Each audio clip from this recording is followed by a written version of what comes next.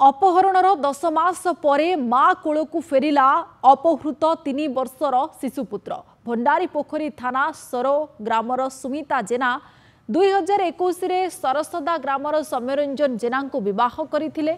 उभय एक शिशुपुत्र जन्म देइथिले।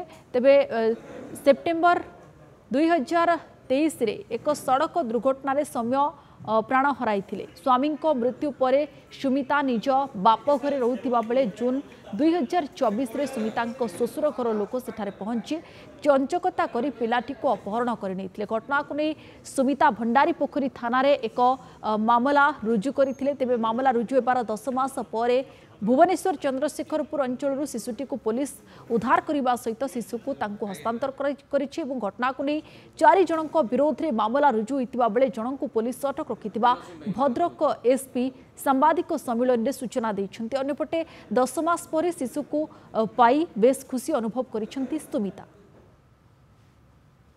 स्वामी देहांत पर पिला को सी बाप घर रोते पिला सहित 3 वर्षर 2.5 वर्षर पुओ था पिला को ससुर घर लोक माने चॉकलेट बिस्कुट दवा बहाना भेले घुसले नहीं आसले बाहर नहीं आसी किडनाप करने जो थे आम केस रजिस्टर है।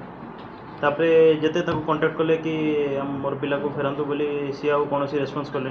तापर आम सीडीआर एनालिसिस करके अक्यूज मानकर जी ननद ससुर शाशु आउ दियर तो ये को आमर बाहर लगी ए केस रे संश्लिष्ट मैंने अच्छा। तो जिते ये निज घर को जावाक मन स्थिर कले कि मोर बापा घर रही।